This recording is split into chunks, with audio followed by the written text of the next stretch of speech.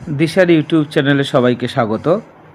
Upcoming WBSSC group ডির যে প্রশ্ন হতে চলেছে তারই কিছু নমুনা প্রশ্ন আমরা পলিটির উপরে 20টা তুলে ধরছি।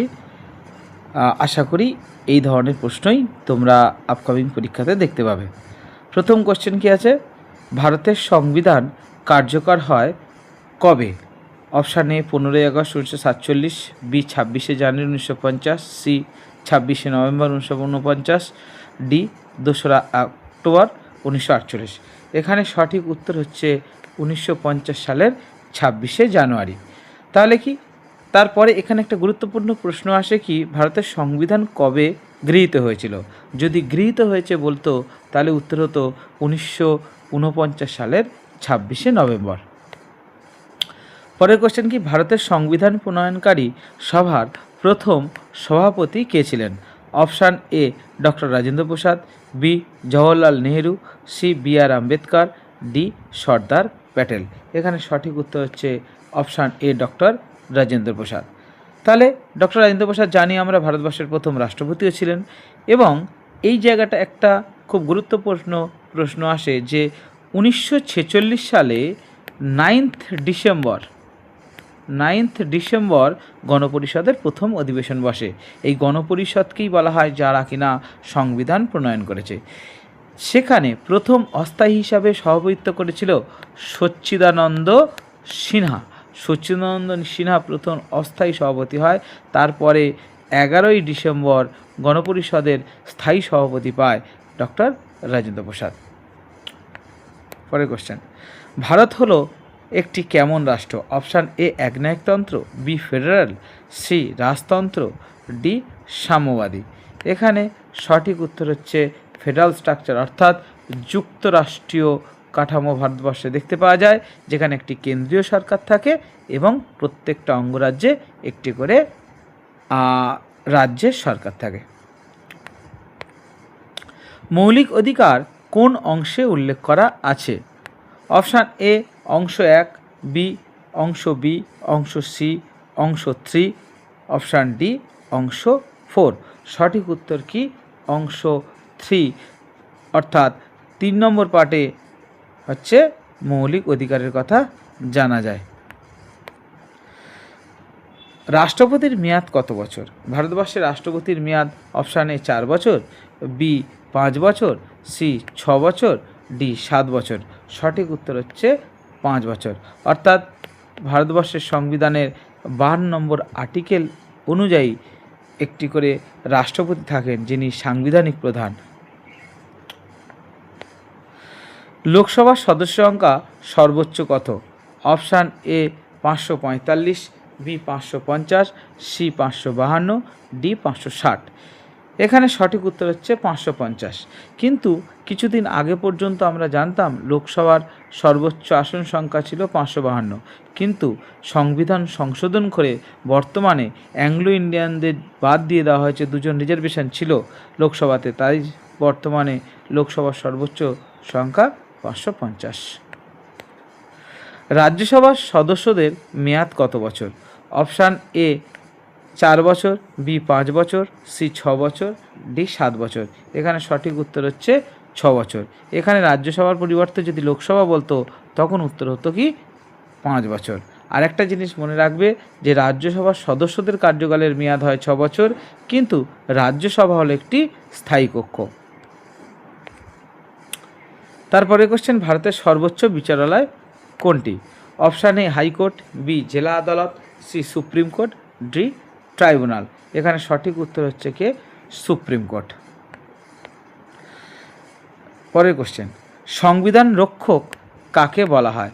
অপশান এ প্রধানমন্ত্রী, বি রাষ্ট্রপতি, C Supreme Court, D Lok Sabha. এখানে সঠিক উত্তর হচ্ছে সুপ্রিম কোর্টকে ভারতবর্ষের সংবিধানের রক্ষক বলা হয়। ভারতীয় সংবিধানে মোট কতগুলি তফসিল আছে? অপশানে 8, বি 10, সি 12, ডি 14। সঠিক উত্তর হচ্ছে সি হচ্ছে 12টি। তাহলে কি আমরা জানি মূল সংবিধান যখন সূচনা হয় 1950 সালের 26শে জানুয়ারি, তখন কিন্তু ভারতবর্ষের সংবিধানে 8টি তফসিল ছিল, তাহলে বেড়ে বর্তমানে 12টি হয়েছে। 11 নম্বর প্রশ্ন কি আছে? প্রধানমন্ত্রী নিয়োগ করেন কে? অপশান এ রাষ্ট্রপতি, B Lok Sabha, C Rajya Sabha, D Supreme Court. এখানে সঠিক উত্তর হচ্ছে রাষ্ট্রপতি। মনে রাখবে একটি দেশে দু ধরনের প্রধান থাকে, একটা হচ্ছে সাংবিধানিক প্রধান আর একটা হচ্ছে প্রকৃত প্রধান।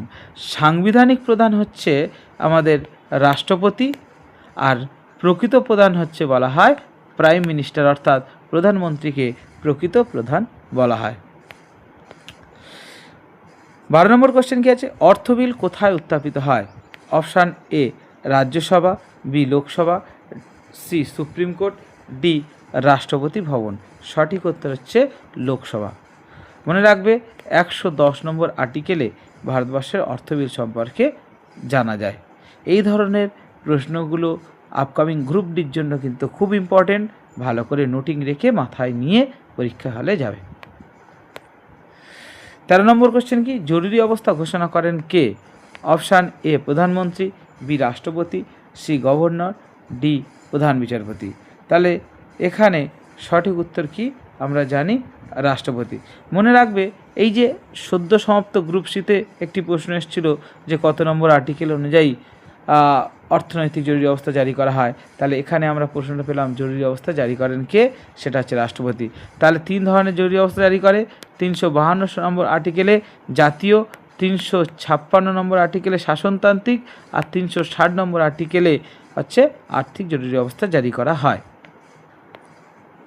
পঞ্চায়েত ব্যবস্থা কোন সংশোধনী দ্বারা যুক্ত হয়? Option A 42, B 44, C 73, D 74। মনে রাখতে হবে এখানে সঠিক উত্তর হচ্ছে 73তম সংবিধান সংশোধনে পঞ্চায়েতের কথা বলা হয়, আর যদি 74 আসতো তাহলে বলা হতো পৌরসভার ক্ষেত্রে 74তম সংবিধান সংশোধনে জানা যায়। আর এখানে দিয়েছে পঞ্চায়েত, তাই 73তম সংবিধান সংশোধনে পঞ্চায়েত সম্পর্কে ধারণা যুক্ত হয়।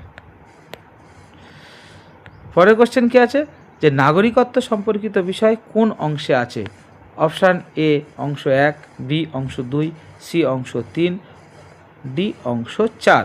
এখানে সঠিক উত্তর হচ্ছে কি 2 নম্বর পার্ট, অর্থাৎ অংশ 2তে আছে আমাদের নাগরিকত্ব বিষয়। আমরা জানি যে 5 থেকে 11 নম্বর আর্টিকেল পর্যন্ত ভারতবর্ষের সংবিধানে নাগরিকতা সম্পর্কিত ধারণা আছে। 16 নম্বর কি? ভারতের প্রথম রাষ্ট্রপতি কে? সঠিক উত্তর কি হবে? ডক্টর রাজেন্দ্র প্রসাদ। তাহলে ভারতবর্ষের প্রথম রাষ্ট্রপতি ছিলেন রাজেন্দ্র প্রসাদ, যিনি কিনা একমাত্র রাষ্ট্রপতি পরপর 2বার রাষ্ট্রপতি পদে সামাল দিয়েছেন। এর পূর্বে এবং পরে আর কেউ নেই যিনি কিনা এই পদে 2বার বসেছিলেন। ঠিক আছে? আর মনে রাখতে হবে যে ভারতবর্ষের প্রথম রাষ্ট্রপতি কে.টি. শাহকে পরাজিত করে রাষ্ট্রপতি হয়েছিলেন। সংবিধানের খসড়া কমিটির সভাপতি কে ছিলেন? Option A Nehru, B Ambedkar, C Patel, D Prasad. তাহলে সঠিক উত্তর হচ্ছে আম্বেদকর। 18 নম্বর কি? সুপ্রিম কোর্টের প্রধান বিচারপতি নিয়োগ করেন কে? অপশান এ প্রধানমন্ত্রী, বি রাষ্ট্রপতি, C Lok Sabha speaker, D governor. এখানে সঠিক উত্তর রাষ্ট্রপতি। এই জায়গাটা একটু খেয়াল করলে এই ধরনের উত্তর দেওয়া যাবে যে যেহেতু ভারতবর্ষের সাংবিধানিক প্রধান রাষ্ট্রপতি, সেই অর্থে সমস্ত সাংবিধানিক পদে প্রায় বেশিরভাগ ক্ষেত্রেই রাষ্ট্রপতি অ্যাপয়েন্টমেন্ট দিয়ে থাকে কেন্দ্রীয় স্তরে।